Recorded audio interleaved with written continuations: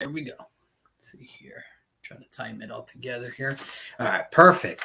Hey, what's going on, everybody? It is your good old boy JR coming to you live from Las Vegas, Nevada. As always, it is Wednesday night, which means it's prediction time. I got my good buddy here, Brandon, who's always willing to join me to make these crazy predictions for this week. Brandon, how you feeling, man?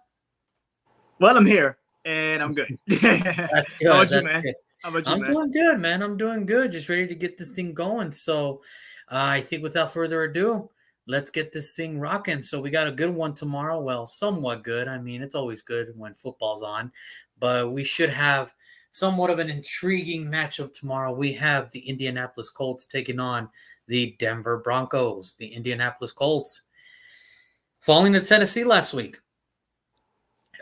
Which was kind of a shocker for everybody because this was kind of Tennessee's division to lose. Denver giving the Raiders their first win of the year. So both teams kind of came off a very tough week. So, Brandon, Thursday night, which team do you expect to bounce back next week? Do you got the Indianapolis Colts or do you have the Denver Broncos? I just want to point out how Juan was being really nice. It was like, this is an intriguing matchup. No, these are the two teams that everybody thought was going to be really good this year that suck. They really, really suck. They are terrible. Their running backs ain't hitting on nothing. Their quarterbacks look like they fucked up and left the wrong teams. Because the teams they left look better without them. That's a damn shame. Yeah. How Marcus Mariota looks better without Calvin Ridley is incredible. When Matt Ryan last year looked like he couldn't find. Yeah, no, I agree. 100%. I agree. So I guess in this case, I think we might have lost them actually. Hold on one second. Let me try to get him back in here. So while we try to get Brandon back on the show here, I guess I'll start off with this. Look, the Indianapolis Colts, it's just tough. It's just a tough way. There's no other way to put it. It's just so tough for them. They should win this division, but they're just letting it slip by their fingertips. And the Denver Broncos haven't really lived up to what we thought that they were going to be. And it's a shame. And here he is. He's back. He's back. There he is. Yeah, my Wi-Fi cut off. I forgot I got to turn Wi-Fi off when I'm on this program. Okay. No problem. Yeah. But no, I mean, like I was saying, Indianapolis, this is a division that this should be theirs, but they're letting it slip literally through their fingers.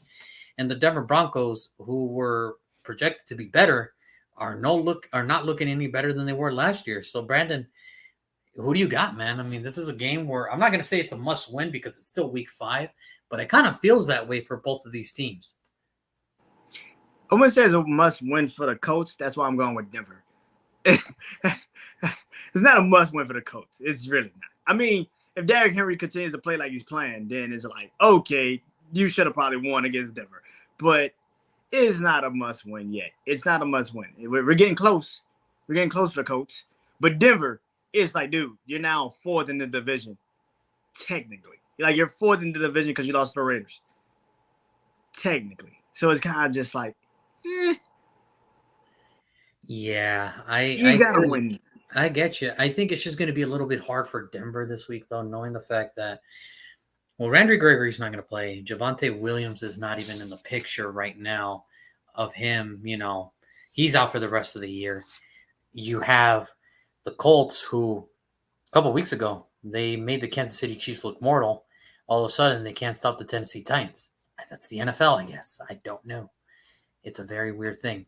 I'm going to go with Denver in this one, too. And only by a little bit. I just think the passing attack would really show up in this game. And I think the special teams for the Denver Broncos will probably help them, especially being that it is at Denver. It would help them, especially at nighttime. So, yeah, I'm going to go with the Denver Broncos here. It's, I get it for Indianapolis. It kind of feels like, man, now you're kind of get hurt because you didn't really do anything. You didn't help your cause for not winning against the Titans. So I'm going to go Denver as well. Yeah, I mean, you said all the Denver injuries, but the Colts have no Jonathan Taylor. You really don't know if they're going to have Shaquille Leonard. You don't know. You don't really. Michael Pittman's been in and out for most of the year. It's like we don't freaking know. We don't freaking know about the Colts. And the only reason why I'm going with Denver because they're at home. That's literally the only reason. That's literally the only advantage that they have right now. And that might not even be enough because there might be a surprise or two. So we don't know. Moving on to the next game. It is another London game. We have the New York Giants taking on the Green Bay Packers, both respectively at 3-1. This is the first time two teams are actually going to go into London with winning records. That is a 6:30 in the morning Pacific time, 8:30 Central, and 9:30 Eastern. Yeah, it's a very weird day. But we got the New York Giants, who 3-1. They bounced back against their game last week after they fell to the Dallas Cowboys. And the Green Bay Packers have now won 3 in a row after that week 1 fiasco. So, Brandon, here it is, man. Who do you got? Giants or Packers? I'm not even going to lie. I had a hard time picking this game. I'm sure you did. I'm sure you did. I am not even going to lie. I had a very difficult time picking this game. So it came down to just simply this. Aaron Rodgers. That was just like the obvious one. I was just like, right. Aaron Rodgers. Okay. If we actually look at everything on the paper outside of the quarterback, they pretty much are the same goddamn team. Let's be real. Like, they're literally the same damn team. Aaron Jones is just like Barkley. It's like the defenses kind of mirror each other. Like, it's kind of like there's not really a difference except quarterback. That's a massive freaking difference. That's just a very massive freaking difference. Receivers got the same receivers, a bunch of no names. Who the hell are they receivers? But it's like quarterback wise, I'm like, all right, I'll take Aaron Rodgers. Even though he literally tried to give away the game last week. He literally tried to lose to the Patriots with a rookie. I have no idea how that game went into overtime. At Lambeau, by the way. At Lambeau, which I've said, the Patriots defensively just got to be super great. It wasn't even the Patriots defense. It was just like the defense of Green Bay just didn't show the hell up. It's just like, what the hell is going on? I mean, that game should not have been close. It's funny to think now that the Green Bay Packers thought Quay Walker was going to be a better linebacker than Devin Lloyd. That's where we are in today's system. Nakia Dean, because we don't even know what Nakia Dean looks like just yet. So, I mean, apparently Packers knew what they were doing. But, okay, I'm going to go with the Packers as well, only due to the fact that, one, it is Aaron Rodgers. That's the difference maker at quarterback. I think what's going to be the difference in this game as well, I think Brian DeBall is doing a hell of a job in his first year. But Matt LaFleur has been doing this for a while. So he's prepared for this. He's ready to prepare for matchups like this, whether it's Sunday night, whether it's Monday night, whether it's playoffs, whether it's international games. Brian DeBall is not ready. This is it's kind of a toss-up right now, and I can't even, with London games, you really can't tell because you don't know how you travel. It's very tricky, but you just have to go off talent, and I think right now, talent-wise, I think the Green Bay Packers are just a little bit more talented than the New York Giants. So now Saquon Barkley can have a week 1, resurgence of what he did week 1, and that'll be great. But the problem is Daniel Jones is banged up, Tyrod Taylor's banged up. It's sort of like what are you gonna do? So again, I think I'm gonna go with the team that's most healthier, and I'm gonna go with the Green Bay Packers. It's like Tyrod Taylor gets in a game, and you just like praying, just like not his ankle, just not anything that physically is going to really catastrophically end his career, because he has been hurt every time he gets the chance to actually be the guy. It's understandable. I feel bad for the man because I know he deserves to play in the NFL, but it's just like, dude, he gets hurt all the time. And I feel so bad for the man. I mean, not only that, he almost died last year. Not a lot of people remember that. He almost died, and I'm glad he's alive. So let's put it that way. Yeah, but the reason why this game is so hard is because Aaron Rodgers could also not show the fuck up. It's just like he can be like, not tonight. Nah, not today. I don't feel like it. It's just like anything. It's just not going to be in the cards today. But I'm going to go Green Bay only because they're healthier. So I'm going to go with that. Next up, we got the Pittsburgh Steelers taking on the Buffalo Bills. Pittsburgh has made the decision to start Kenny Pickett. He is getting his first start. The 20th pick overall in this year's draft is getting his first start against the Buffalo Bills, who came back down 17 to beat the Baltimore Ravens in an amazing game at Baltimore. So, Brandon, rookie quarterback, going up against the Buffalo Bills defense. What do you got? And tell me why. Okay, I got Buffalo because they're at home and it's Josh Allen. It's Buffalo. It's just. But I'm not gonna lie, not this game, but next game, Kenny Pickett's gonna go off. I don't see it in this game. His first game of his career is on the road against literally the AFC favorites to get the freak out of the AFC. It's kind of like, dude, there's no way in hell you're going to win that game. You just can't. You can't win that game. I'm sorry. I believe in Kenny Pickett, though. Don't get it twisted. I am the first person that said, I don't know what the hell they were thinking about starting Mitchell Trubisky. We've seen what Mitchell Trubisky could look like. We've talked about this numerous times. We've seen what Mitchell Trubisky looks like. Why not just start the rookie right out the gate? Give him the experience. And here's the thing. This is sort of the thing now. You cannot go back to Mitchell Trubisky. You cannot go back to Mason Rudolph. You can't do that. This is the guy heading for the rest of the year. This is the guy. So I feel bad for Kenny because he's going up against. Here's the thing: Kenny Pickett's next games are not going to be easy because they're all good defensive teams. Buffalo, Tampa Bay, Miami. You got, I think Philadelphia. Philadelphia's in there. So it's like, oh my God, Kenny Pickett's going to have a very rude awakening. But do I believe in him? Absolutely, I believe in him. Yeah, I believe in him. I believe in him.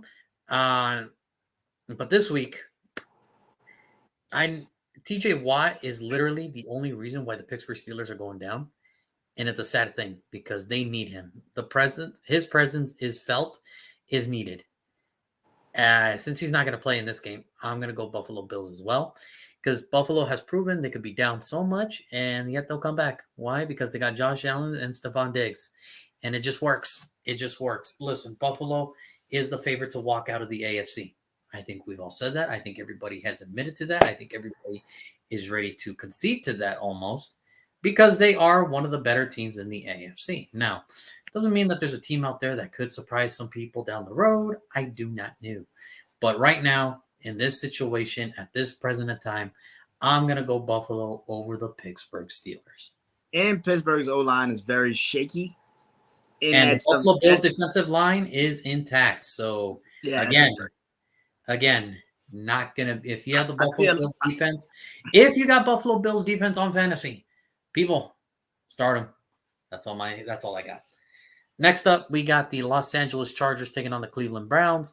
So the Chargers came back, almost lost to Houston because Houston doesn't know how to close out a game.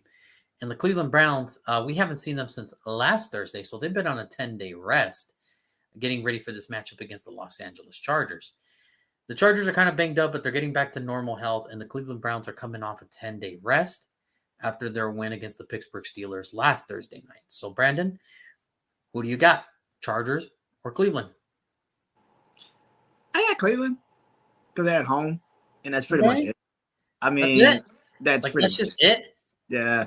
Listen, I can go through it all, but I mean, if Myles Garrett also plays, which again we don't know, I don't know if he plays. Yeah, then Cleveland clearly wins this game. It's not even a question. But even with that, I mean, Sunday they played against Atlanta. And we both picked Atlanta. We were like, Atlanta. Like, we just knew that. We just knew Atlanta was going to win. Because it's Jacoby Brissett. It's Amari Cooper. It's Nick Chubb. It's like, outside of Nick Chubb, it's like, yeah, not really that surprised. So, I mean, yeah, but listen, they're at home. And the Chargers, I don't care what nobody say. Like I've been saying for this entire year, since we started doing AFC pick'ems, with the divisions, I said the Chargers suck this year. Watch. They're going to suck. Why? Because everybody has them picked as the favorites. They're going to suck. Wow. Look at that. They suck. Who was that? I don't think it's that they suck. I think it's just because the injuries are finally getting to them. The injuries are getting to them. Yeah, that too. But everybody has injuries. Everybody has injuries. I know damn well everybody has injuries. On my football team, I know damn well everybody has injuries. But nobody pegged the Saints like they pegged the Chargers to be just the best damn team in the NFL. It's like if everybody wins free agency, then the Chargers should win the Super Bowl every damn year. And the Rams should win the Super Bowl every damn year. It's like, dude, come on. The Chargers are okay. They're okay. But when I saw them almost lose the lead to the Texans, it's like, I'm not that surprised. I literally said last week, I wouldn't be surprised if Houston wins. They almost won. I'm not that surprised. I do not trust the Chargers. I think it's a hurtful thing right now to know that the Chargers are kind of like this like team that it's like, yeah, you're winning, but nobody still really believes in you, even after everything you did. So with that being said, it's just so hard because I know the Chargers, talent-wise, probably a little bit better. Probably a little bit better than the Cleveland Browns. I know this. Quarterback-wise, way better. Running backs, depends on what you like. Wide receivers, way better than what they have. And offensive line, now that Penny Sewell's down, Corey Lindsey's down, yeah, it's pretty tough, man. It's a pretty tough deal. That's why I'm going to the Browns too. I'm going to go Cleveland as well. Yeah, because again, the only reason games like this, I tend to go to the home team as well, only because of the fact that, well, these guys aren't really as banged up as the other guys, believe it or not. If you want to really go there, the Browns just, and the problem that I have with the Chargers still, even with all that additions that they did, their run defense is still bad. It's still so bad after 4 weeks of football. Like after this whole offseason of adding what you had to add, getting the players that you needed to get, and doing what you had to do, that run defense is still bad. So Nick Chubb and Kareem Hunt might have a freaking field day against the Los Angeles Chargers. And the Chargers, with your premier left tackle down, your center down, we don't know if Keenan Allen's ready to go. We don't know we know Joey Bosa's not coming back for a while, so that's out of the picture. J.C. Jackson plays whenever he feels like it now. He's in 1 week, and then he loses, like, I'll see you in 3 weeks or something like that. I don't know. Like, it's just so weird. He plays whenever he wants to play. It's like, dude, the Chargers are really just in a big mess right now, and this doesn't get any easier because Cleveland's defense is actually pretty good. And all the offense has to do is just maintain. Just maintain enough. We're not asking you to put 35, 40 points. We're just asking you to maintain enough possessions to where you can win the game. That's it. So that's why I'm going to go Cleveland. Only because they're at home. If it was the other way around, I probably would have picked the Chargers, but I'm going to pick Cleveland this week. I like the fact that you said that because the defense still sucks for the Chargers. Yeah. Their run defense. Still sucks. The passing defense is okay. They're getting to the quarterback. They just don't know how to stop the run still. Yeah, that's you got Khalil Mack, but you didn't get nobody D tackle wise, which we both said was kind of stupid. You didn't get no defensive tackle. It's kind of stupid. Now, I'm not going to lie to you. I thought they were going to address that in the first round. I thought they were going to go like Devontae Wyatt, something like that. But hey, it is what it is. They got Zion Johnson, which is another good offensive line piece. It's just, man, it's just the wrong side of the trenches, I believe. Great. I love the pick. Just wrong side of the trenches. That's it. So I'm gonna go Cleveland on this one. Next up, we got the Chicago Bears taking on the Minnesota Vikings. Look, Minnesota pulled it out of their ass on a double doink to beat the Saints last Sunday in England. The Chicago Bears are still the Chicago Bears, no matter how you want to spin it. There's already rumors and reports that I guess there's already a rift between Justin Fields and the head coaching staff. Who knew? Because, it's pretty hard to be the only offensive weapon you have, especially with David Montgomery being out for a little bit. So, Brandon, let's just get this over with. Who do you got, Chicago or Minnesota? Believe it or not, I got Chicago. Oh, my God. I have Chicago. All right, hit it. Why? Why do you have Chicago? I have Chicago. The reason why, after a big win like Minnesota had, what could have been an overtime if the damn ball would have just went to freaking the damn post. It could have been. Will Lutz had the yards. He had the leg. He just hit it. The 60-yarder was just like perfect. The 61 was just leaning a little bit too damn much. And I was like, God damn it. But Yeah, I got Chicago. I mean, yes, they can't pass the ball worth a damn. I mean, let's be honest. That pass game is like it's not here. like it's called ID. It's like you know damn well you're calling, they're not gonna pick up. It's just not there. Stop it. Stop doing it. Just stop sitting in the package at the house. You know it's not there. Like they're not there anymore. Just move on. Let it go. It's like that. It's like call ID. You know damn well they're not picking up no time soon. Just let it go. But yeah, I got Chicago because I saw Minnesota last week against the Saints. They ain't got a good run defense either. like once the Saints started running the ball, their defense looked suspect. Detroit did the same thing a couple weeks ago. Their defense looks suspect when their teams are running the ball. That might be the key. Just run the damn ball. That's because that's all you can do. I mean, let's be real. It's all afraid they can do. And Kirk Cousins is still Kirk Cousins. I don't give a damn what you want to say. He's still Kirk Cousins. At the end of the day, he's Kirk Cousins. He's Kirk Cousins. Like, it's a duck. It's a freaking duck. We know a duck when we see a duck. He's a duck. He's Kirk Cousins. We know who he is. So I'm going to go with the team. And a very underrated player that's not going to play again probably this week is Jalen Johnson, the cornerback from Chicago, who's a very key piece to that defense. And on the other side, one team has a Justin Jefferson. I'm going to go with the team that has the Justin Jefferson on the other side because obviously the Chicago defense can't stop the pass. They don't know what to do anymore. Eddie Jackson is having a very great year, but he's one man. And Roquan Smith is having a very good year, but that's just one man. I don't expect Eddie Jackson or Roquan Smith to cover Justin Jefferson. So I'm going to go with the team that actually looks like a complete offense, and I'm going to go with the Minnesota Vikings on this one. Yeah. I mean, that's just what it is, man. I mean, it's just no other way around it. It's like Chicago just does not look good, bro. They don't. Like, what if they double? What if they triple team Justin Jefferson? Yeah, it's just like didn't work. Yeah, but then then I don't know. It's just I don't know when you want to go with. So I'm gonna go with Minnesota on this one. I don't know. They look like the better complete defense or offense. I mean, defense. There's gonna be no defense in this game. It's just for me. Yeah, I'm gonna go with the more complete offense. So I'll go Minnesota. To me, it's like it's literally like two games with Minnesota literally at the end of the game was lucky. Detroit and the Saints. That are literally two straight games back to back. Absolutely. Where they literally barely freaking won those. Yeah. And I just feel like that luck is gonna run out eventually. And I think it's just gonna be this week where it's a team that again, you're playing down to your competition. And I think Minnesota's gonna do a lot of playing down to their competition. And Chicago's gonna catch them.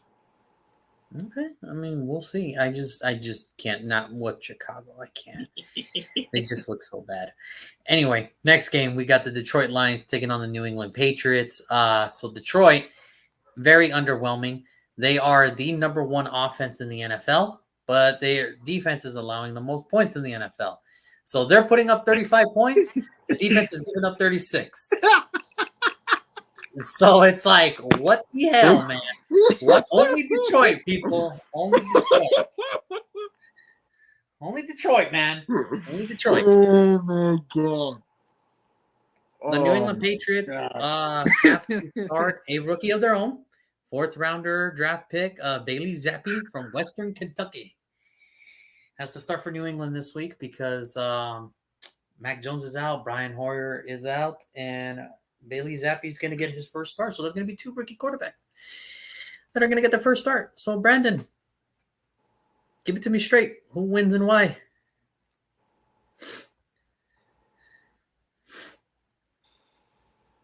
The fact that you have to decipher this is very, very telling. I'm going Detroit. Okay. I'm going to give them one more week. I'm going to try to give them one more week. This is like, okay, 48 points Seattle scored. You scored 45. In what world do you score 45 points if you're Detroit and your defense is like, but Rashad Penny, we couldn't stop him. Rashad Penny? God, you've never seen play in a side. It's like Rashad Penny is the one that first. It's like, what sense does that make? Rashad Penny is Geno Smith. It wasn't Tyler Lockett. It wasn't DK Metcalf. Rashad Penny is what killed Geno Smith's running touchdowns. Geno Smith is running touchdowns. What the hell is going on? What are you doing? What are you doing? Listen, this is, oh my God. I think they got the offense right. The defense just, goddamn, what are you doing? Like last year, there was a lot of close games.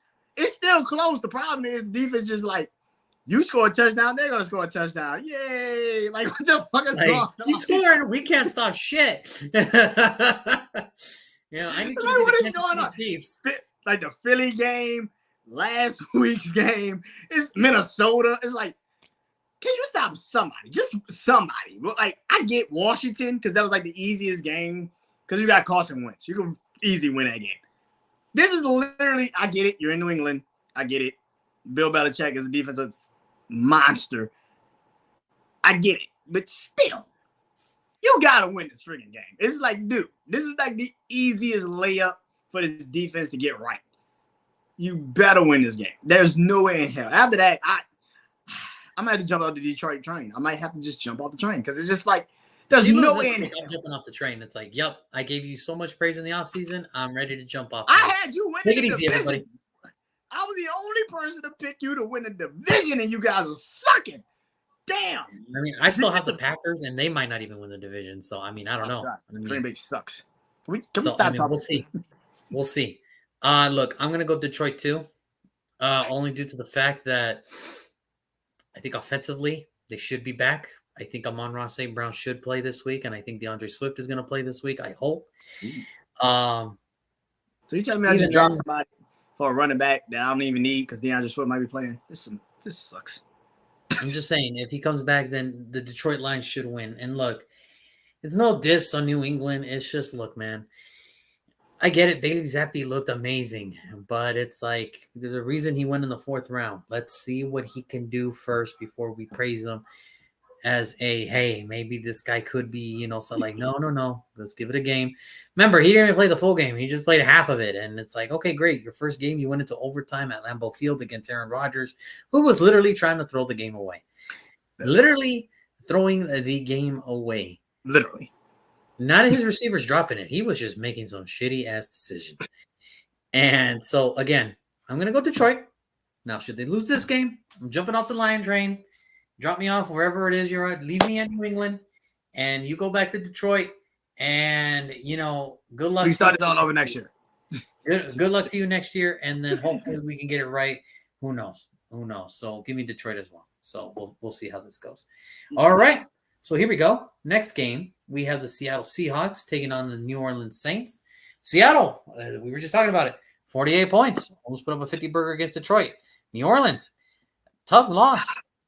Tough loss against the Minnesota Vikings at London. It was very tough. So one team has a balanced record. The other one is trying to find its groove. So, Brandon, who do you got? Do you got Seattle or do you got New Orleans? If Jameis Winston doesn't play, I got New Orleans.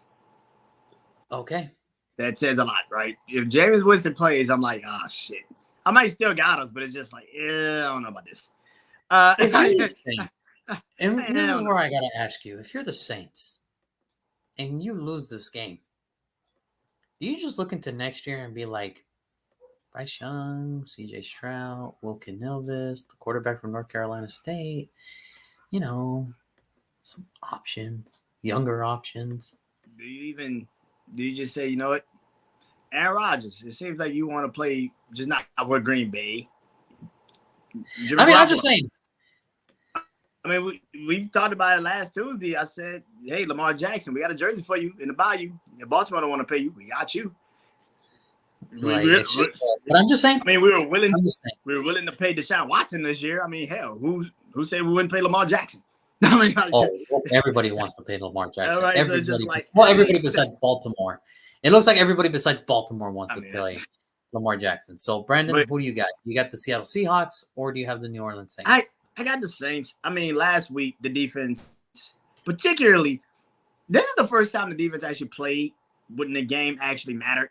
Like they actually had to play like a real game finally for the first time. It wasn't like some just catch up type of game. It was like, holy hell, we actually are in the game. Holy shit. Yeah. Yeah. And I mean, listen, it's the obvious. Cut down on the penalties, no turnovers. We pretty much can win this game.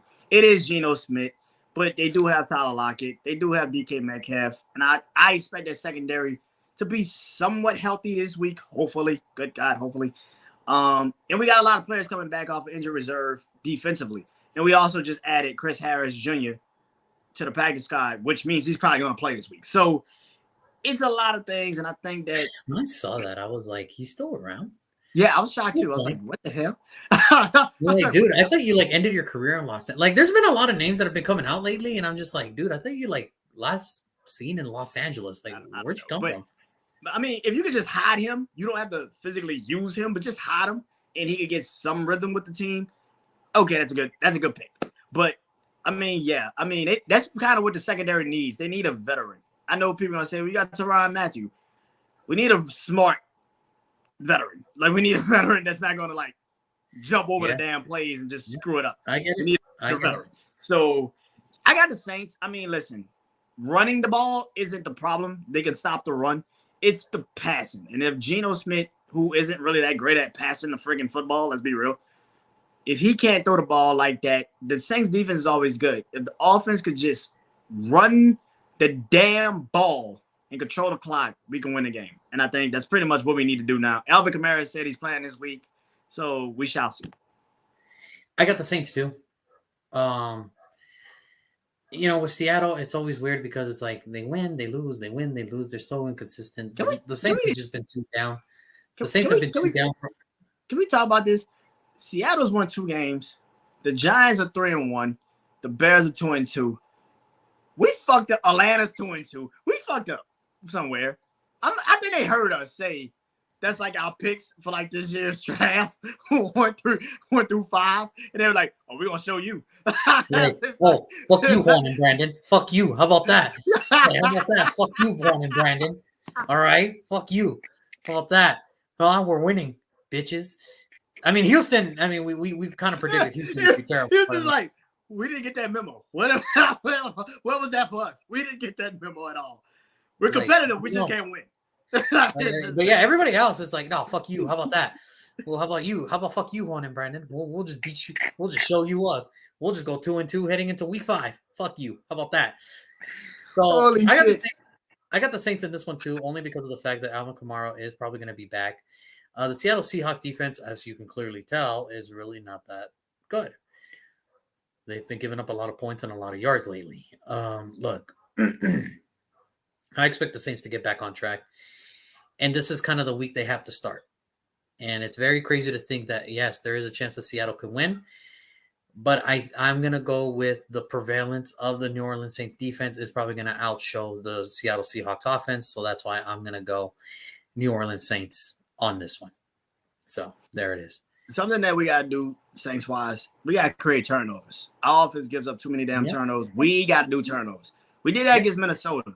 But we got to really get to the quarterback and create turnovers. And now that we're getting healthy defensively, more so on the defensive line, this might be the week we finally kind of like really just kick it in. Because the defense has been pretty good. I mean, it's not like it's been bad. It's just we haven't created turnovers. I think being at home, we haven't been at home since week 2, since we lost to Tampa.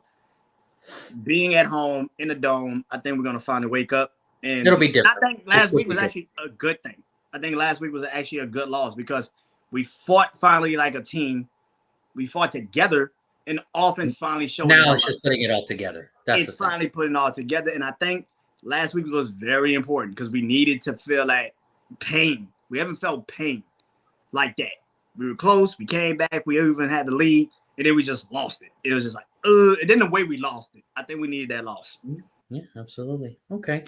Well, next game coming up, we have the Miami Dolphins taking on the New York Jets. The Jets upsetting the Steelers. Zach Wilson's back. The Cougar Killer is back on the loose. Who's a BYU? I'm talking about BYU. All right, the Cougar Sure Killer. You are. Okay. Sure you are. BYU. All right. Sure Not that. Talking about BYU. Taking on the Miami Dolphins, who are under a lot Is that of why he went to BYU? Is that why he went to BYU? I'm sure he probably loved the mascot. I don't know. I don't know why he went to BYU. I don't know. It's his choice, I guess. But I mean, hey, it is what it is. Because there's a bunch of Cougars around. That's why he went to BYU. Yeah, I mean, don't you know that's the home of the Cougars, man. That's a lot of Cougars in there. So I mean, it's what it is.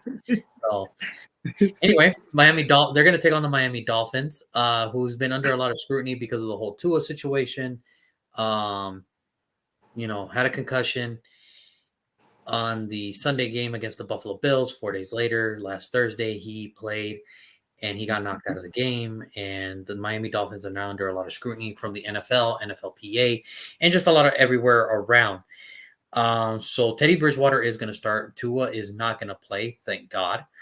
It would be real shitty situation if Mike McDaniels came out there and said, "Hey, Tua's starting week 5." Like, starting what?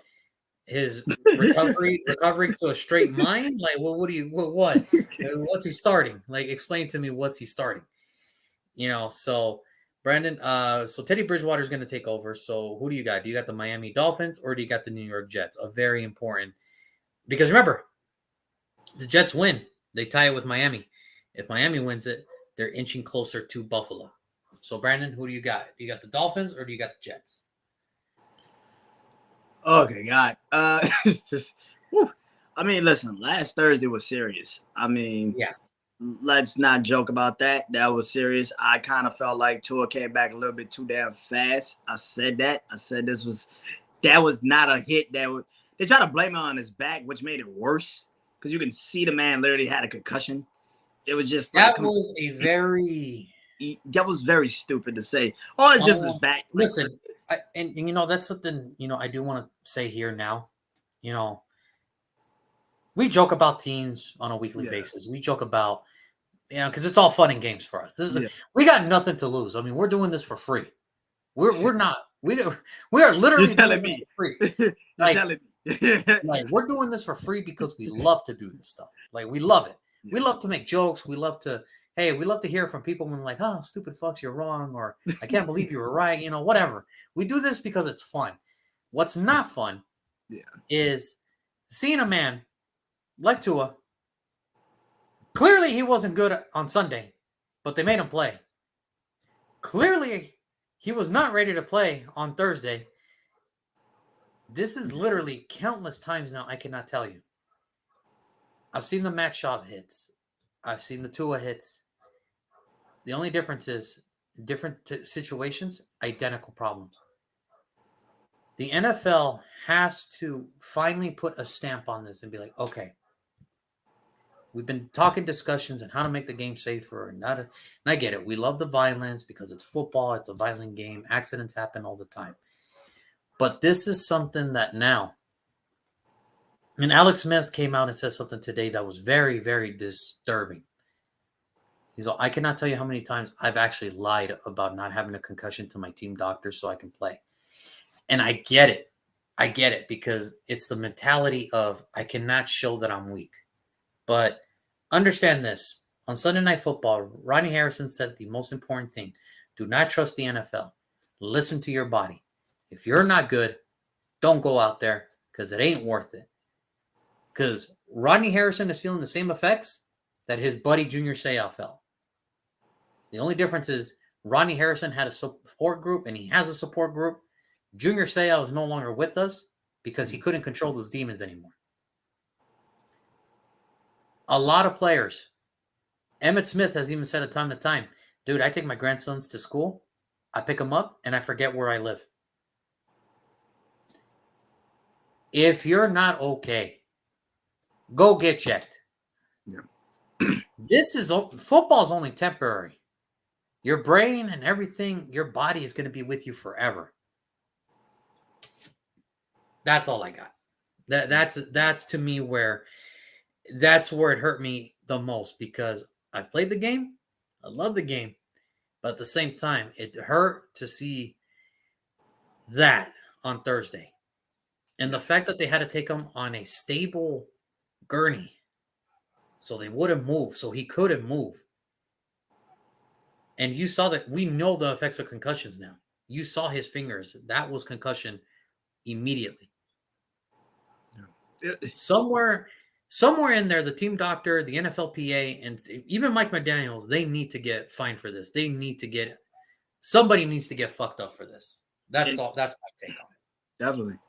Like Miami's had a scandal this whole offseason. And it's just like, see, this is why people keep saying Miami has got something wrong with that organization, and they need to clean up that organization.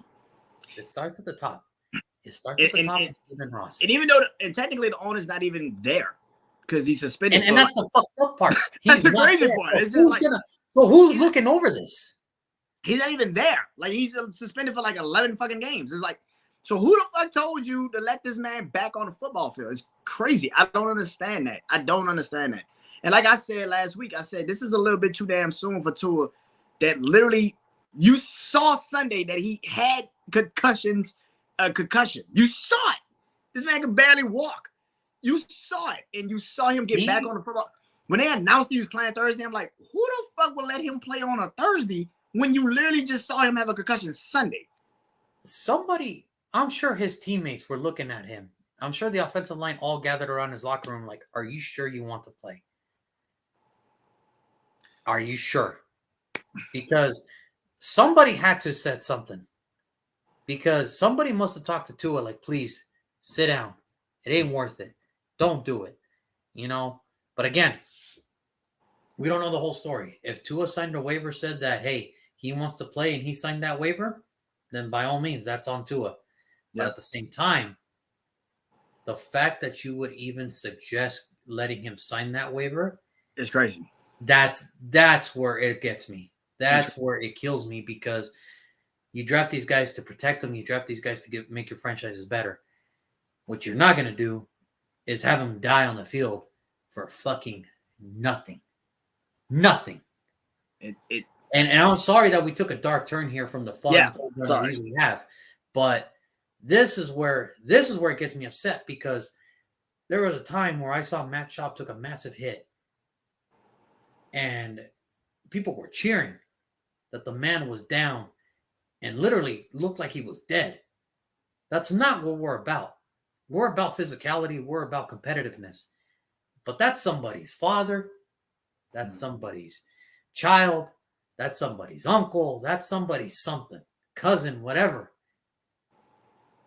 That's not a good sign if you're the NFL. Yeah.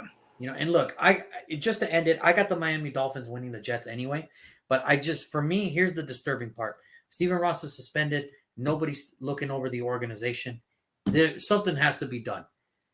The fact that a team doctor even gave Tua a chance to think about playing on Thursday, that's where I get a little upset. That's where it mind boggles me, because then this is why careers are cut short, because of organizational decisions like this right here. That's why. That's why. So I mean, I got the Jets. I had the Jets. I don't trust Zach Wilson or nothing, but I just don't trust him. But you can't do what you was gonna do with Tua with Teddy Bridgewater. I love Teddy for what he done with the Saints. I actually thought he should have been a Saint for a good bit. He should be the one that was replacing Drew Brees, me personally. But it is what it is. It happened. It is what it is now. I trust the Jets defense way more than I trust the Jets offense, and I think that's what's going to actually propel them in this game. Because listen, Zach Wilson isn't the guy, but he's good enough. He's good enough, and he can do enough. He can do enough, and I think if they can actually run the ball on Miami, it's a way different conversation.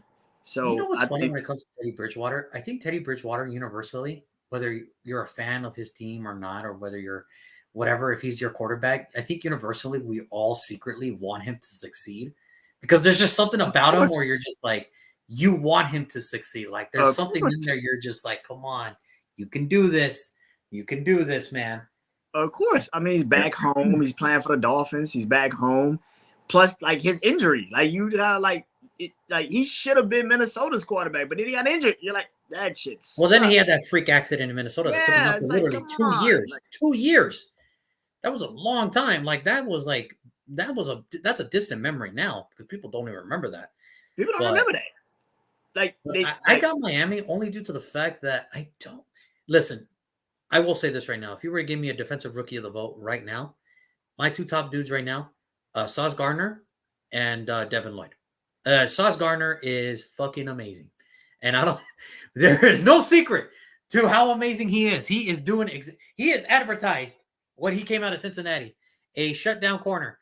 The dude has given up the least amount of yards as a rookie cornerback, and he has still given up 0 fucking touchdowns through 4 weeks of the fucking NFL season. I don't think he does it this week. I think he kind of stops.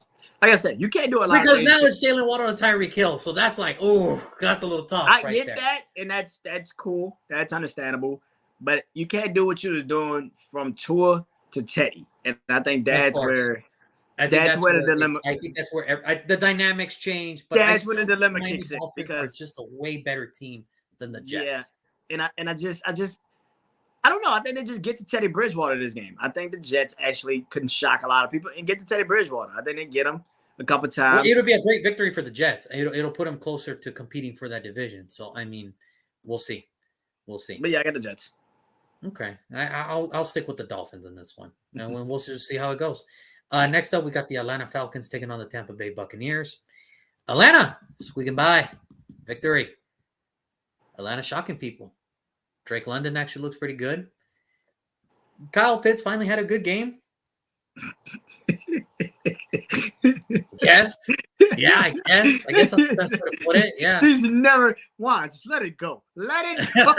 It's okay. For the people that don't know, like Brandon's the only man that knows.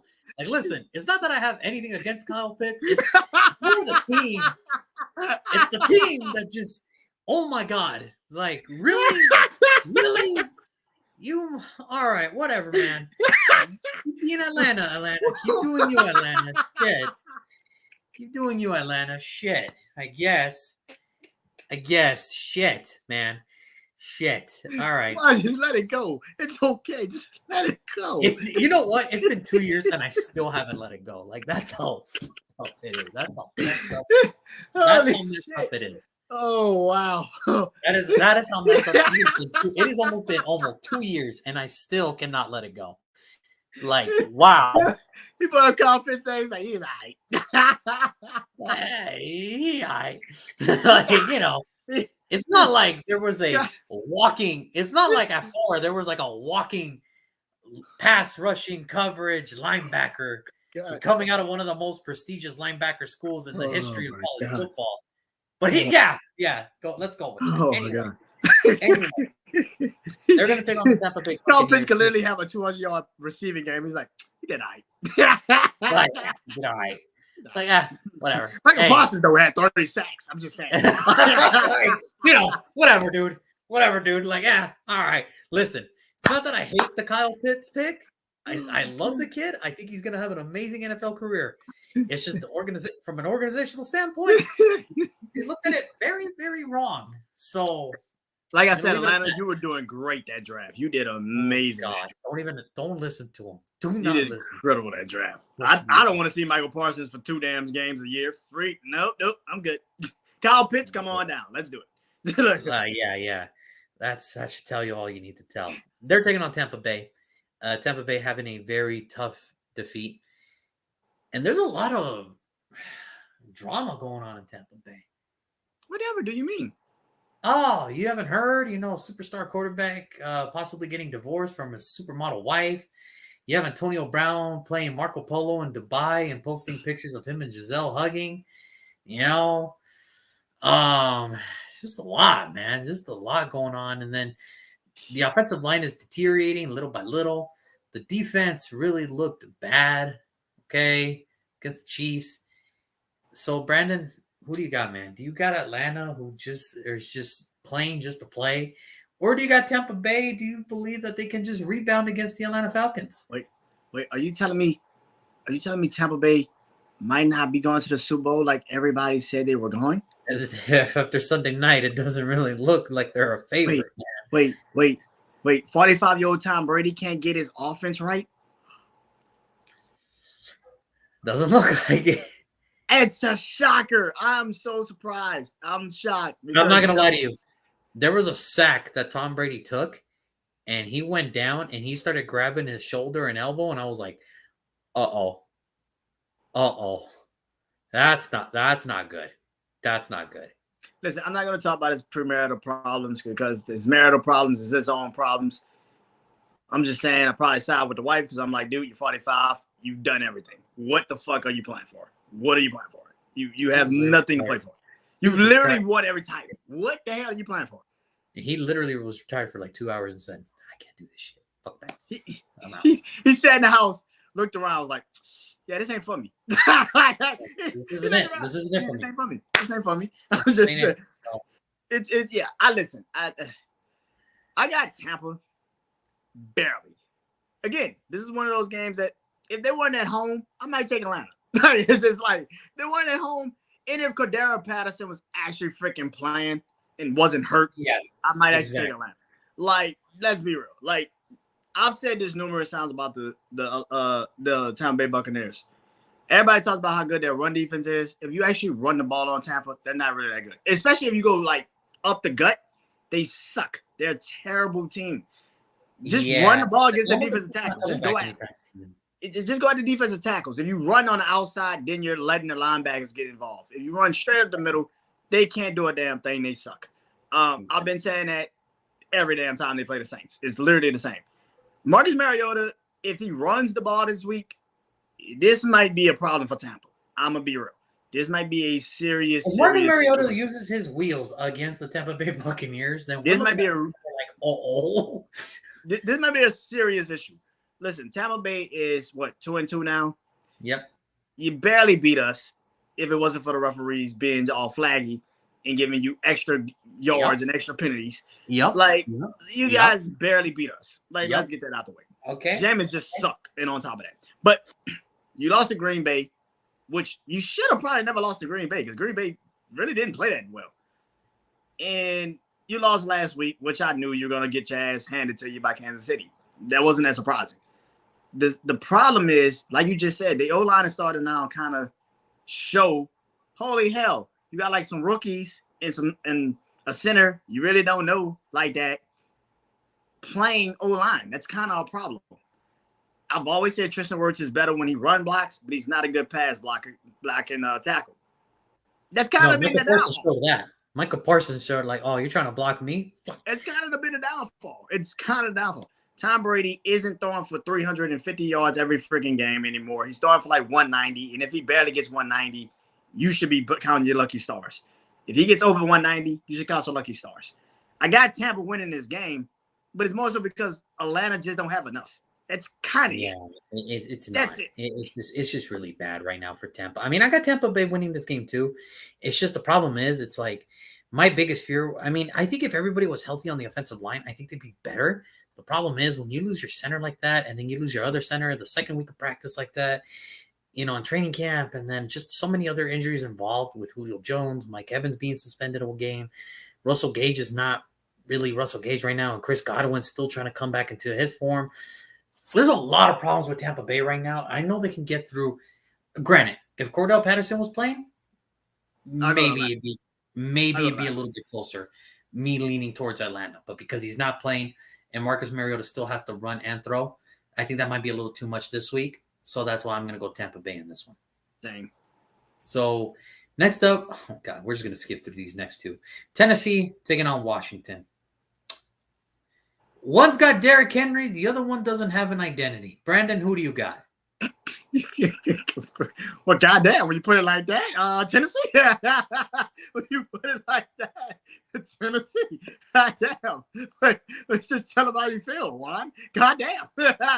It's like, look at Derrick Henry. One doesn't even know what the fuck they're doing on the football field. Now, granted. Okay, let me take this back. Scary Terry and Jahan Dotson look like a scary 1-2 combo for years to come. Jahan Dotson and what's his name? Terry McLaurin. They look like a scary 1-2 combo for years to come. Now they just got to find the right quarterback to throw. All right, that's it. That is pretty much it. There's nothing much to it other than that. One's got Derrick Henry, the other one doesn't. I got Tennessee as well. Do you have Tennessee as well? I got Tennessee. Okay, cool. So here we go. We got next game. We got Houston, who doesn't know how to close a game, and we got Jacksonville, who literally has James Robinson, who is better than the whole offense of the Houston Texans. So here we go, Brandon. Who do you got, man? Do you got the Houston Texans or the Jacksonville Jaguars? Not to Urban Meyer, he's not. You think Urban Meyer's looking at those games and you're like, did I have that guy on my team last year? Yes, Urban. If Urban Meyer knew how to coach a team, he might be actually calling this game and not like college football this Saturday. It's just maybe if he would have probably, knew what the hell he had, maybe he'd be still the head coach. I don't freaking know. There's a shout out I want to do, and it's I don't know if you've ever seen it. It's on Bleacher Report, and shout out to Bleacher Report. All right. Okay. There's a little series that they have. It's called Gridiron Heights. It's a little animated thing. I don't know if you've ever seen it. They put a new one out there today. You know how the rookie quarterbacks come in and they have a baby voice for the rookie year, and then by the second year they have their man voice. Yeah. Well, today Trevor Lawrence came onto the show and he still had his baby voice, and Lamar was like, why do you have still a baby voice? And he goes, last year didn't count. And he's right. He's absolutely right. Last year didn't count for Trevor Lawrence. Okay. Look, I'm going to go Jacksonville in this one too. Not because I believe in Trevor Lawrence and not because I believe in Christian Kirk or Zay Jones or anything else for that matter other than Devin Lloyd on that defense. I'm going to go Jacksonville Jaguars on this because one has James Robinson and the other one doesn't. So I will say this.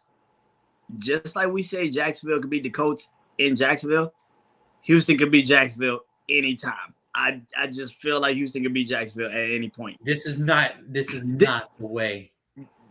I would not be surprised. Call it a sleeper, call it a surprise. Call it an upset, whatever you want to call it.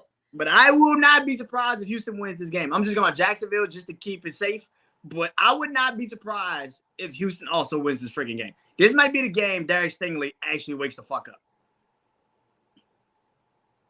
And then what? They're going to lose the next couple games, but at least he woke up. Oh, my God. I still remember being on draft day and watching Derek Stingley get his Houston hat and he was just like, Houston? He really did not like being drafted there. He thought how dare he be number 3 overall over Chance Gardner and over Devin Lloyd and over Trevor Penning and over, a lot of these other wide receivers, Chris Olave, Garrett Wilson. How dare he be disrespected being taken 3rd overall? Now he's like, I wish I wasn't taken 3rd overall. Like, just not me. Why me? Why I had to get this luck? It's just like, because that's how it goes, man. The shittier the team is, the more help they need. Guess what? You're a pretty good corner. Get your ass in there. So get in there. Next up, we got San Francisco taking on the Carolina Panthers. Can we skip through this one too? Because this game is pretty easy too. Are you going San Francisco in this one too? I'm going clearly. This is such an easy game. Thank you, God. I'm going to a team that doesn't have Baker Mayfield. Like anybody that doesn't have Baker Mayfield, I'm going with that other team. Let's just put it out quickly. San Francisco, they had a great win against the Los Angeles Rams again. Which I said. I told you. Carolina. Damn.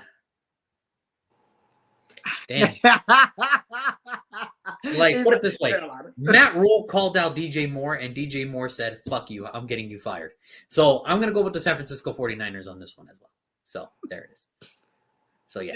Matt Rule calling out DJ Moore is the funniest damn thing I've ever heard because the only man that's giving you any offense the 3 years that you've been coaching there, and you want to call his ass out. It's like, dude, do you see who's throwing me the football? It's like, dude. And I've always said this. I want all of us universally as NFL fans to pray for DJ Moore. Not because he has cancer, not because he's hurt, not because of anything. Look at the quarterbacks that have always thrown to him. Oh, God. And for him to produce those high numbers, he deserves better. He deserves better. I don't even know if the man caught a ball against us. That's how bad that was. I don't even know if he caught a ball against the Saints. DJ Moore deserves better, and I'm going to pray for that, brother. So this is truly how I feel. I hope he really does get traded to Kansas City. Which we are like, please don't let him end up with Patrick Mahomes. This is just torture on another level. Oh, how do we help I hope he does. By giving him a great number 2 in DJ Moore. What the fuck is this? What the fuck is that? Who hates us this much, football guys? Who hates us this much? Why Right. Patrick Mahomes? I would love DJ Moore as my number 2. I'll be dead honest with you. Him and Devontae would kill it in Las Vegas, man. In 100 Him with and throwing a slot. Oh my god, that'd be just destructive. Waller as a tight end. I'm good, baby. I'm good. Oh god, that'd be bad. That'd be bad for the NFL. I don't want that. I don't need that. Yeah, I don't want none of that. Listen, after they play the Saints, then you can have them. I don't care. Well, then it's all good. After that, it's all good. Yeah, after you play the Saints, yeah, get DJ Moore. I'm all for it. I don't care. Just not before a matchup. Please, God. So next up, okay, here we go. Finally, a game we can finally talk about. And it's very weird. We got the Dallas Cowboys traveling to Los Angeles, taking on the Los Angeles Rams. So the Los Angeles Rams had a very uneventful Monday night. Is that what we're going to call it? Is that what we're going to call it? I'm going to call it uneventful. You can call it whatever the hell you want when it's your turn. You can call it whatever the hell you want when it's your turn. I would say this. Bobby Wagner had the hell out of that fan. Too bad he couldn't do that on the football field when it really actually mattered. Oh, come on. Brandon, what the fuck, man? He hit the hell out of that fan. Just can catch Deebo Samuel. Okay, go ahead. So the Dallas Cowboys are actually a little, I don't know if you noticed, but they're a little bit on a winning streak right now. Really? Yeah. And it's all thanks to Cooper Rush, the quarterback from God knows where. I don't know where. I don't know where. Like, he was like an undrafted free agent, went to the Giants, and then he got cut. Dallas picked him up, and here we are. I mean, you're the Giants, and you just lost to Cooper Rush a couple weeks ago. Aren't you like? And we got rid of him and caught Daniel Jones. What the fuck is going on? So I think this is the battle now. I think this is because Dallas fans are going to travel to Los Angeles. You know that they're going to travel very well. They're going to clearly take over. They're going to clearly take over SoFi. It's not even a joke. So, Brandon, at the end of it, who do you got? Do you got Dallas or do you got the Los Angeles Rams? I got the Rams because they're home. That's it. I got the Rams because they're at home. And they got embarrassed. They got unceremoniously embarrassed on Monday Night Football. They got destroyed on Monday Night Football. And if this ain't the best time to catch a team like Dallas who believes in themselves now, they got the new Tony Romo. They got the new and improved Tony Romo. Oh my God. They are feeling themselves. Oh my God. We don't need Dak. Dak could sit on the bench for the rest of the season. It's like, dude, you played the Giants and the Washington Commanders.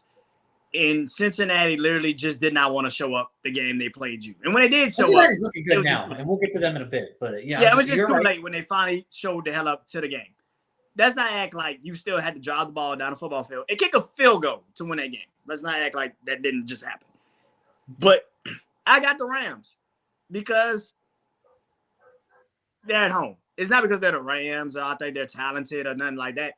They're just at home, and they got embarrassed on Monday Night Football. Like I said it was, because I just don't trust them against San Francisco. They suck against the 49ers, period. In the regular season, they suck. And let's be real, if Jimmy Garoppolo's arm was actually intact last year in the playoffs, they probably would have beat them. Let's just get that out the way. They probably would have beat them. So I got the Rams barely. I think they're going to win if Matthew Stafford actually knows, holy shit, I also got Allen Robinson as a receiver too. Who do? So, I wish my friends were in here right now. My Ram friends, my cousins and everybody. Don't do it. Steve, I wish Steve was in here. I wish Steve was in here right now because I just want to, be like, whose house? The Cowboy fans are about to show you up. That's whose house it is. It's about to be Cowboy fans' house right now because they're going to take over. And they're going to feed off that energy. And why do I say that? You're down a left tackle. You're down a center. By the way, you're on your third string center is now out for a significant amount of time. That is not a joke. That is real. That's what happened against the 49ers.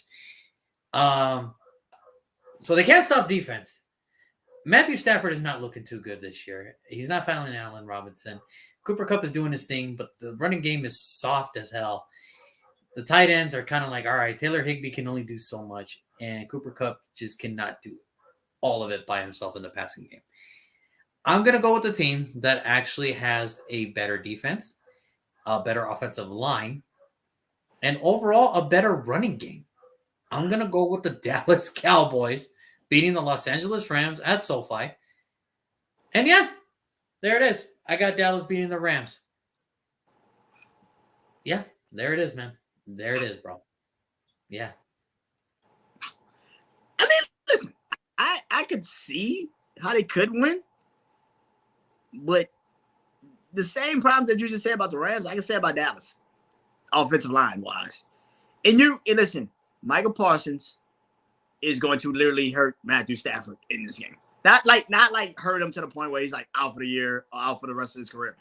But he's gonna get there a couple times. He's gonna get there. He's gonna get to him.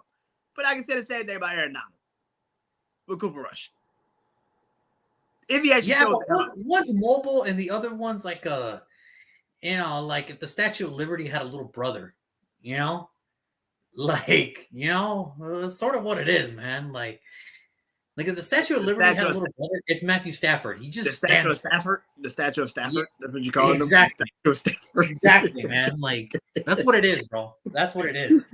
So yeah, look, I'm gonna go Dallas on this one only due to the fact that I think the Rams are just dealing with too much injuries, and we're starting to see now a trend where the offense isn't really clicking for the Los Angeles Rams, and Sean McVay can only do so much with a second-year left tackle, a no-name left guard, your fourth-string center. Your right guard is trying to fight his heart out, and your right tackle is the only good thing that's going for you right now. Yeah. The Dallas Cowboys are about to have a field day defensively against the Los Angeles Rams on Sunday. Yeah, and I think Matthew Stafford actually needs Tommy John surgery in his elbow. When they was talking about him being hurt with his elbow, there was like that's more of a pitcher's injury. He used to be a pitcher. I think he got Tommy John. I think that's the problem. So I think he got Tommy John, and nobody wants to admit it. But I'll tell y'all now, I wouldn't be surprised if we find out that he needed Tommy John surgery. Because if he needs Tommy John surgery, that's literally a year. That's a year. That's literally, and he's playing on that freaking arm. Like it's like, dude, that's not good. No, it's not. So we'll see what happens there. Next up, the last afternoon game, we got the Philadelphia Eagles taking on the Arizona Cardinals. Philadelphia off to an amazing start for the first month, 4-0. Arizona 2-2. Hey, so it's not all dead in the water for Arizona. It's not all dead, But Brandon, who do you got? I think it's a battle of two former Oklahoma quarterbacks, if I'm not mistaken. And one team has Keith Kingsbury, the cool, hipster coach, taking on Sarcini, or however you say his name, the hippie who likes to talk about planting seeds and flowers during the regular season so they can expand and grow and everything. So yeah, we got the hipster taking on the hippie as head coaches. So Brandon, who do you got, man? Do you got the Eagles or do you got the Arizona Cardinals?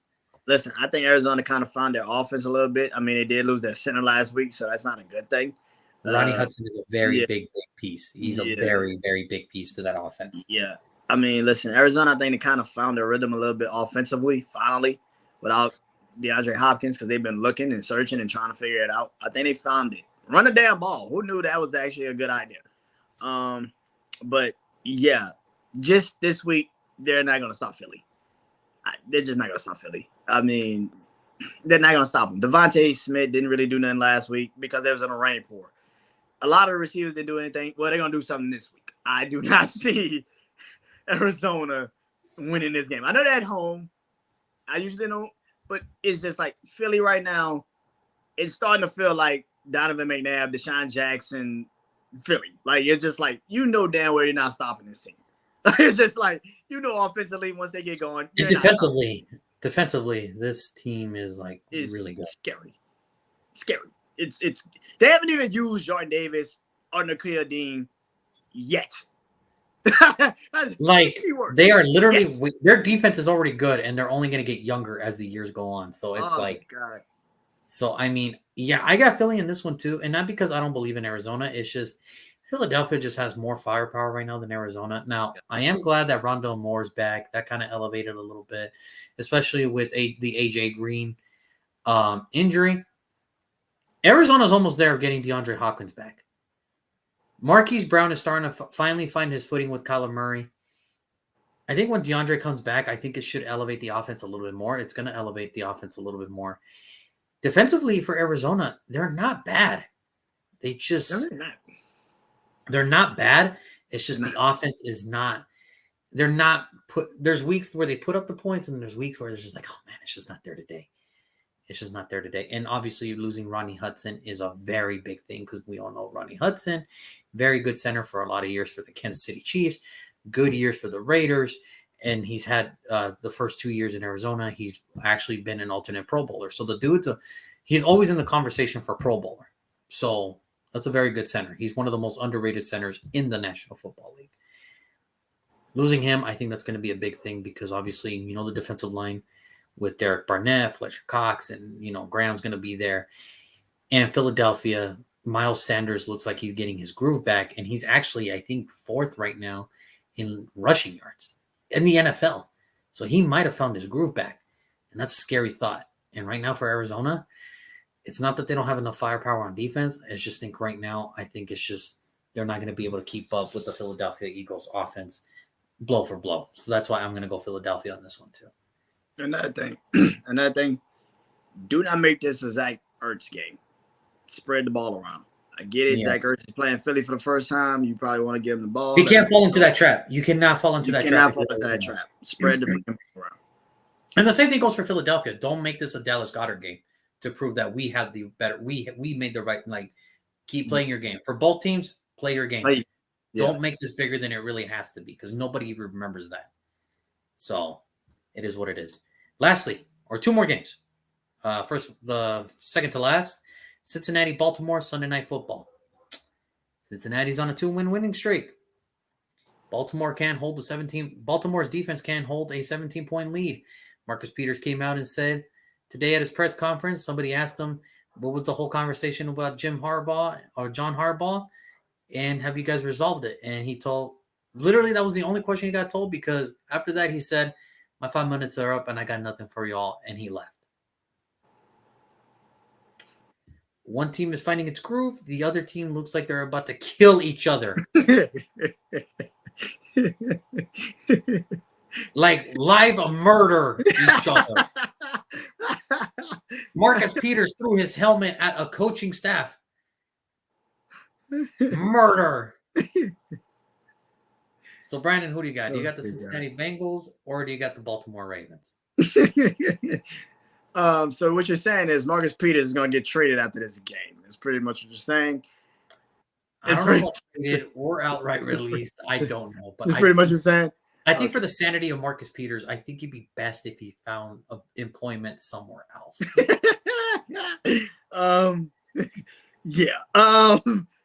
Listen, I got Cincinnati. I said this a couple of weeks ago when they played the Jets. I said, watch how they catch fire right after this game. I said, once they beat the Jets, everything's going to finally click. And it's clicking. It's clicking all right. It's clicking. Holy shit. Here we go. I got Joe Burrow. That's who I got. I got Joe Burrow. I got Joe Chase. Who's your daddy Burrow? Listen, this man Joe Burrow literally had 1,000 yards last year just against Baltimore. Let me tell y'all how crazy that is. One man against one team had 1,000 yards passing. 1,000 yards. He also had like 7 or 8 touchdowns. It's just against one team. There's no way in hell Baltimore's figured this out in a week. There's no way in hell. And plus, like you just said, they're literally on the verge of choking the shit out of each other. Like it's getting close to Marcus Peters just walking up to John Harbaugh and going full Latrell Sprewell. Like it's just getting closer and closer and closer. And Marcus Peters, here's how crazy it is. Marcus Peters will do it. He's Marshawn Lynch's cousin. He'll do it. It's just like he'll do it. I know he'll do it. So I forget what movie it was where the dude, I forget what movie it was, where he went to prison and all of a sudden he got sent to like the box. And all of a sudden, like he came out and then they told him, okay, man, did you learn your lesson? And he goes, he looked over and he goes, punched him in the face. They had some dudes waiting for him, like ready to like stab him. And he goes, wow. How do I go back? He goes, well, you could punch me in the face and I'll throw you right back. And he looks over and he's just like, and he closes the door. He closed the door. Like he closes it, not the officer. He's like, yeah, that was national security. That's the one. That's the one. Yep, that's the one. Where homeboy looks and he goes, like, wow. I could see Marcus Peters going, So what do I got to do to? What do you guys? What do I have to say for you to release me? Well, there's nothing you can really say. You can call us anything you want. It's just once you get into physical harm, and then there's a team that needs a corner out there looking, and he's looking too, and he goes, "I think the Buffalo Bills need a cornerback. I think they'll pay me." Looks at John Harbaugh and he just goes, "Whammo!" Like whammo. That's it. Yeah. Look, I'm gonna go Cincinnati in this one too because it's not that I don't trust Lamar Jackson. I just don't trust that Baltimore Ravens defense at all. At all. You've already shown me twice in the span of 3 weeks that you cannot hold a 17-point lead. So give me the team that's actually playing competitive the first 4 games. And yeah, give me the Cincinnati Bengals in this one. It's not that they couldn't hold a 17-point lead. That's not the problem. It's at home. It's the fact that you were at home and you couldn't hold a 17-point lead. Twice. It's just like, God damn, really? Yeah. Cincinnati. Give me Joe Burrow. Give me Joe. Who's your daddy Burrow? And you know what I like? You know what my favorite pictures are in the NFL when the owners get together, like on the field, and they joke and like, "Hey, how's it doing?" You think Joe Burrow's going to be talking? You think Joe Burrow's going to be in that picture too? Seeing that the man owned the Baltimore Ravens last year, you think he's going to be in that picture too? Like, as the co-owner or minority owner of the Baltimore Ravens. Like, I mean, technically, if he does it this Sunday, I mean, you kind of have to, right? Like the next time they play, if he throws 500 yards again. If he throws 500 yards again, and with so many touchdowns against this Ravens defense again, then it's like, yeah, next owners meeting picture, he's going to be there like in the side, like co-owner of the Ravens or some shit like that, like something like that. But we'll see. We'll see. And lastly, we finally made it. Monday Night Football. So it's going to be a very interesting one, I would say. We got the Las Vegas Raiders taking on the Kansas City Chiefs at Kansas City. Las Vegas finally get their first win of the year against the Denver Broncos. Taking on the Kansas City Chiefs, who are kind of winning in spite of not having a real good passing game other than Travis Kelce. So, Brandon, at the end of this, who do you got? Do you got the Raiders or do you got Kansas City? So you telling me Kansas City's passing game is just Travis Kelce, like we thought it would be for most of the offseason? I mean, don't get me wrong. Juju Smith-Schuster had a nice 9-yard catch. That was it. Marcus Valdes-Scantling had a very good dynamic route running, and he caught it, and that was great. Clyde Edwards-Helaire finally decided to show up. But that's a support thing. That's to support Travis Kelce. That's to support him. Yeah. So, yeah. It's like, they all played a part, but let's be real. it's like they all played a part in this offense. Listen, there's 11 men on this offense. 2 of them, at least, are getting the job done. And it's the most 2 important parts of this Kansas City offense, so that's okay. I mean, listen, I heard somebody say, maybe it was Sunday, and I was watching the game, and they were like, Kansas City's offensive line is really good. I'm like, what? I was like, am I losing something? Because they really didn't fix their O-line. They didn't really fix it at all. As crappy as that front 7 for Tampa Bay was, they still got through a few times, and I'm just like, how? How? And everybody said, well, Kansas City's O-line is good. No, you got Patrick Mahomes. He can make anything look good. Let's just get that out the way. You got Patrick Mahomes. He can make anything look good, which is why I'm going with the Raiders. I just don't trust Kansas City's O-line. I don't. I really don't. This might be the game. You trust the Raiders defense? I trust the Raiders defense, man. Listen, I get it. Like you just said, it's Travis Kelce or nothing. It's literally Travis Kelce or nothing. Now, I'm not going to sit here and say they're going to stop Travis Kelce. They're probably not. They're really, really not. They're just really, really, really, really, really, really not. I'm not going to sit here and say they're going to. But I don't trust Kansas City's defense, and I don't trust Kansas City outside of Travis Kelce offensively. I think Max Crosby is alive and well. I think Chandler Jones is alive and well. And they're coming for Patrick Mahomes. Now, I'm not going to sit here and say Patrick Mahomes is not going to make some spectacular throws, but we ain't got Tyreek Hill no more. And I think that's going to really show up in this Monday night game. I think Derek Carr has been really good. And something that you've been saying for a while. Holy shit, the Raiders ran the ball last week, and they kept running the ball, I'm pretty sure they're probably going to run the ball against Kansas City too. This might be the game Devontae Adams. And if Hunter Winthrow plays too, this is going to be a really bad game for Kansas City. I really do not see. Because, listen, they squeaked by the Chargers. They're 0 a loss in the AFC West at home. And it's going to be this Monday. I got the Raiders. Yeah, no. I'm going to go with the Kansas City Chiefs here. Because... So it means the Raiders are winning. Because you didn't take the Raiders. Don't even start with me with that. My brother has to deal with it. Has to tell me that all the time. Don't you even start with me with that. Listen, I'm going to go Kansas City here. The reason I'm going Kansas City is because, listen, I love what Patrick Graham is doing for the defense for the Raiders. Like, put it this way, they know how to make adjustments. That's the thing. They know how to make the adjustments. The problem is, I'm going to go with history here. The Raiders really haven't had the best in Kansas City for quite a long time. And I don't expect that to change even without Tyreek Hill. I think Josh McDaniels is going to get in his own way to try to outprove that he's a better offensive coordinator or offensive play caller than Andy Reid, and that's what's going to kill the team. That's why I'm going to go Kansas City in this one. I think Josh McDaniels is going to get in his own way too early, and we'll see. I don't disagree with that. I do not disagree with that. It's just, to me, your formula worked last week. Don't fuck it up. That's simple. It's like, it worked. Run Josh Jacobs. He's actually a really good fucking running back. I will say this. If Derek Carr can extend the plays with his own legs, maybe there's a game there. And, I mean, listen, this isn't like last couple years.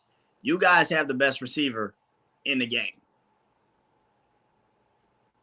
Devontae Adams is going to torch the Kansas City defense. If 45-year-old Tom Brady just torched them, I'm pretty sure Derek Carr could get some shit off. Pretty sure there's something there. Like, I'm pretty sure he could probably, with a Devontae Adams, I'm pretty sure he could find a way to get a lead. Well, for the Raiders' sake, I hope there is. For the Raiders' sake, I hope there is, because if they go to 1-4 and they head into the bye as 1-4, holy shit, is this going to be a long bye week? Because after that, it's their bye week. And that's the crazy part, that we're already going to talk about bye weeks heading into next week. So that's actually fucking crazy. I know. Week 6 is already here and bye weeks are beginning. I know. It baffles me too. So it is what it is. But other than that, that is our picks. That is our picks. So we're done. Week 5's over. I think we predicted every winner this week. Or not. I don't know. Listen to us. Don't listen to us. I mean, like I said, we do this for fun. So it is what it is. So if I was a betting man, I would go to MGM and bet on us. I wouldn't bet. Listen, if I was a betting man, I wouldn't go to MGM app and bet on this. I would not. No, don't listen to us. This is just what we feel, okay? Because we don't know.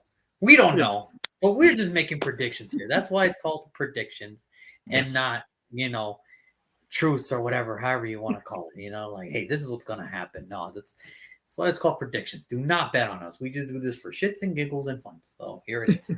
But until then, Brandon, it's always awesome talking to you, man. I look forward to talking to you next Wednesday as we prepare ourselves for week 6. Football tomorrow. I cannot wait. I want all of you to have a good time. Enjoy yourselves. Be safe. And Brandon, I will talk to you soon, my man. You have a wonderful night. Everybody else, take care, man. Take care, everybody. Oh, and actually, hold on. Breaking news, David Montgomery is officially out for this week. So that has just been. I got his backup. Hopefully they actually run him this week. So we'll see. We'll see. Until then, take care, everybody. Peace. And let's get this. Oops, sorry. Bingo.